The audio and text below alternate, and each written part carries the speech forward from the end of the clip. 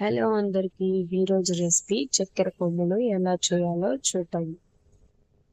నేనైతే 2 కప్పుల గోధుమ పిండిని తీసుకున్నాను. మామూలుగా అయితే దీన్ని గోధుమ పిండితో కాకుండా మైదా పిండితో చేస్తారు.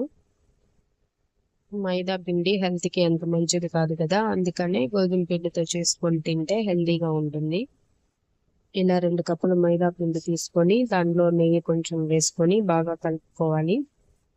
ఇలా చపాతీ పిండిలా కలుపుకొని ఒక హాఫ్ అన్ అవర్ పక్కన పెట్టుకున్న తర్వాత ఇలా చపాతీ రుద్దే దాంతో రుద్దుకోవాలి.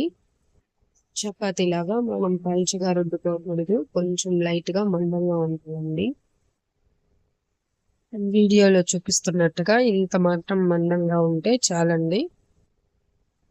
ఇలా రుద్దుకున్న తర్వాత మనం షేప్ గా కట్ చేసి పెట్టుకోవాలండి. మనకి ఏ షేప్ ఇష్టమో ఆ షేప్ లో కట్ చేసి పెట్టుకోవాలండి. మేమైతే ఇలా నిలువుగా కట్ చేసి పెట్టుకుంటాము. ఇలా కట్ చేసుకున్న తర్వాత సైడ్ లో ఉన్న ఎడ్జెస్ అన్ని పక్కకు తీసి పెట్టుకోండి. లాస్ట్ లో అది కూడా మనకి యూజ్ అవుతుంది. కట్ చేసుకున్న తర్వాత అన్నిటిని ఒక ప్లేట్ లో పక్కకు తీసి పెట్టుకోవాలి. చూడండి, నేనైతే ఇలా నిలువుగా కట్ చేస్తున్నాను. అలా కట్ చేస్తేనే బాగుంటుంది. ఇలా చేసి పెట్టుకోవడం వల్ల పిల్లలు చాలా ఇష్టపడి తింటారు. ఈవినింగ్ స్నాక్స్ లాగా వీటిని మనం తినొచ్చు. ఇలా కట్ చేసుకున్న తర్వాత అన్నిటిని సపరేట్ గా ఒక ప్లేట్ లో పెట్టుకోవాలి. ఒకదాని మీద ఒకటి వేసేయకండి, మనం కాల్చుకునే లోపు అన్ని మళ్ళీ అతుక్కుపోతాయి. అందుకే పెద్ద ప్లేట్ తీసుకొని సపరేట్ గా అన్ని దూరంగా వేసి పెట్టుకొని మనం కాల్చే లోపు అవి అతుక్కోకుండా ఉంటాయి. చూడండి, ఇలా ప్లేట్ లో ఒకదానికొకటి అంటుకోకుండా దూరంగా వేసి పెట్టుకోండి. అన్నిటినీ ఇలా చేసి పెట్టుకొని పక్కన పెట్టుకోవాలి. తర్వాత ఒక ప్యాన్ తీసుకొని ఆయిల్ హీట్ చేసుకోవాలి. ఫస్ట్ ఆయిల్ ని బాగా హై ఫ్లేమ్ లో హీట్ చేసుకోండి. తర్వాత మీడియం ఫ్లేమ్ లో పెట్టేసి మనం కట్ చేసి పెట్టుకున్న వాటిని అన్నిటిని ఒకటి తర్వాత ఒకటి వేసేసుకోండి. మనం ఆయిల్లో వేసుకున్న వెంటనే గెరిట పెట్టేయకండి. ఒక 5 సెకండ్స్ అలాగే వదిలేయండి, అవే పైకి బాగా తేలుతాయి. తర్వాత మీడియం ఫ్లేమ్ లోనే పెట్టుకొని గోల్డెన్ బ్రౌన్ కలర్ లోకి వచ్చేంత వరకు బాగా వేయించుకోవాలి. హై ఫ్లేమ్ లో పెట్టి వేయించితే పైకి బాగానే వేగిపోతుంది, కానీ లోపల అస్సలు కుక్ అవ్వదు. అందుకే ఫ్లేమ్ ని మీడియం లోనే పెట్టుకొని బాగా గోల్డెన్ బ్రౌన్ కలర్ లోకి వచ్చేంత వరకు వేయించుకోవాలి.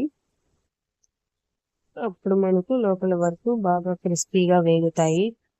చూడండి, ఇలా ప్లేట్ లో పక్కన తీసి పెట్టుకోవాలి. తర్వాత చక్కెర పాకం తయారు చేసుకోవాలి. ఒక బౌల్ తీసుకొని నేను 2 కప్పుల గోధుమ పిండి తీసుకున్నాను కాబట్టి 1 కప్పు చక్కెర తీసుకుంటున్నాను. కొంచెం వాటర్ యాడ్ చేసి బాగా కలుపుకోవాలి. ఈ చక్కెర పాకం మనకు మరీ థిక్గా రానక్కర్లేదండి. వీడియోలో చూపిస్తున్నట్టు చక్కెర అంతా బాగా కరిగేంత వరకు బాగా కలుపుతూనే ఉండాలి, లేదంటే అడుగంటేస్తుంది. ఇలా చక్కెర బాగా కరిగి ఓ ముదురు తీగ పాకంలా వచ్చేంత వరకు కలుపుకొని తర్వాత కొంచెం ఇలాచీని యాడ్ చేసుకోవాలి. చూడండి ఎంత చక్కగా పొంగ అనేది వస్తుందో. ఇలా 3-4 పొంగలు వచ్చేంత వరకు బాగా కలబెట్టుకుంటే చాలండి.